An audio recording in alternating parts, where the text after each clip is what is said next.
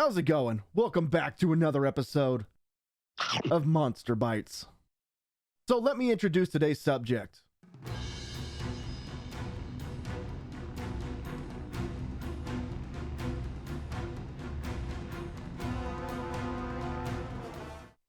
The Namielle. Namielle is an elder dragon that takes inspiration from a lot of deep sea creatures, most notably with its skin that looks bioluminescent and pretty slimy. It's like they took these creatures, fused them together, and bam, there's Namielle.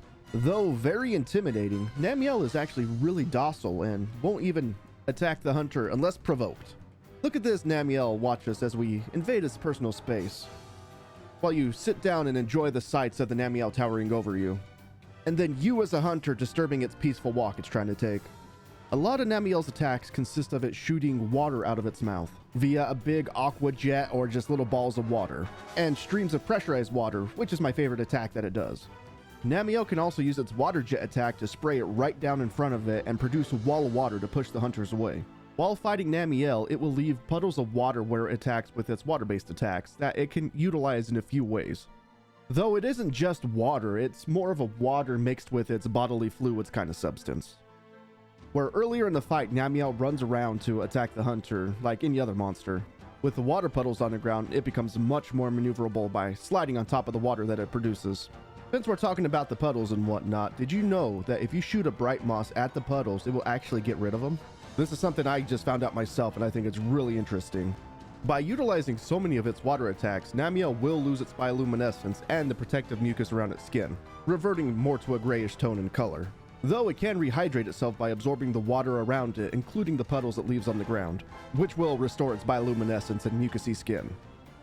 Though being in its dehydrated form does not seem to affect its ability to use water-based attacks. By utilizing a special organ in its body, Namielle can shroud itself with electricity and give it the ability to use electric-based attacks. Though not that difficult to dodge the electric-based attacks, it can electrify the puddles of water in the area, causing a steam explosion, effectively increasing its range. And then you get the pleasure of seeing all the little water droplets falling to the ground, which is really nice. You know, if you have time to pay attention to that sort of stuff. Though the puddles that do explode are reduced to just the immediate vicinity of the electrical attacks. So, if there's a big line of puddles between you and Namielle, the only puddles that will explode are the ones that are directly touching the electric attacks. The only exception to this is when Namielle is trying to perform its ultimate attack, where it flies into... Whoops, better just rewind that. It will release a surge of water while flying into the air, then right after slamming back into the ground, releasing all of its electricity, which not only electrifies the nearby puddles, but all those puddles are touching as well. Though after performing this attack, it will lose its hydrated and electric charged states, reverting back to its gray form. Speaking of the hydration state, this is Namielle in its bioluminescent form, which I thought gave it the ability to manipulate the puddles, which could trip up the hunter if standing on one. Though I have seen it manipulate the puddles when it's in its gray form. So what does the hydration state do? Interesting enough, when it's in its gray form, physical attacks do more damage. Then when it's in its hydration form, elemental attacks do more damage. And the electric form obviously just gives it the electric attacks. Though if Namielle is in the hydration and the electric charge form, it can enter a super form, where its bioluminescence gets even brighter, which increases its attack damage as well. You don't see Namielle flying very often when you're fighting it. It only flies when it's in its electrical charge state and trying to poke you with its little electric wingtips. Uh-oh, you okay there, buddy? You got this. And usually finishing up with a double wingtip pinch. Namielle has one of the best turf wars I've seen so far, where you can see Namielle and Savage Joe literally get into each other's faces, having them start firing their respective elements at each other, until the energy it produces causes an explosion which blasts them both back in a very DBZ-esque fashion. I absolutely love it. As much as I enjoy Namielle as a monster, there are a few things I absolutely can't stand about it. Ugh, the attack sound effects, they are so disgusting. Most of its attacks makes it sound like it has severe stomach problems, and it sounds so gross. Like I don't know if I should keep fighting this monster or if it's my stomach and I should run to the bathroom as quick as I can.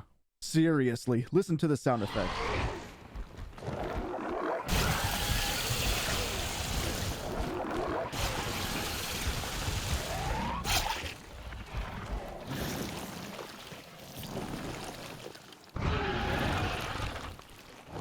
It's absolutely disgusting, and the only thing it sounds like is a bad day in the restroom.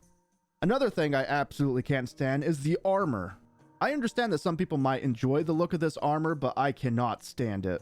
Though the alpha set I do enjoy a little bit more, and I mean a little bit more, than the beta set. If I saw an anime character wearing this armor, I would have to make sure absolutely no one else is in the room, for fear of what might come next.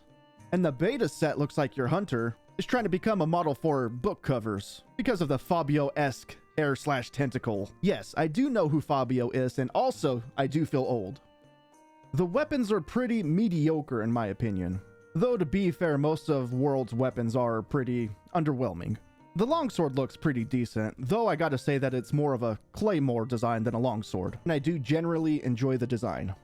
Though to be fair, I don't use longsword at all, so I don't know a lot of the weapon designs. The sword and shield though I am very familiar with, and all they did was slap another design on the bone sword. Like, how many freaking weapons are you going to do that to? Look at Acidic Glavenus' sword and shield. It's just the bone sword with some of Acidic Glavenus' materials on it. It's boring. We've seen plenty of the lance throughout the video, and I gotta say, I don't like it. It's the same with the sword and shield. It's just the bone lance with Namielle parts on it, very lazily slopped together.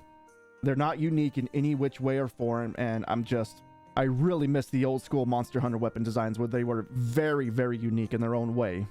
The Switch Axe though, that is top tier. It looks cool, I like the design, but then again, I haven't played much Switch Axe in World, so I don't know all the weapon designs. So yeah, that's Namielle. There's a few things I dislike about it, but generally I do enjoy the monster.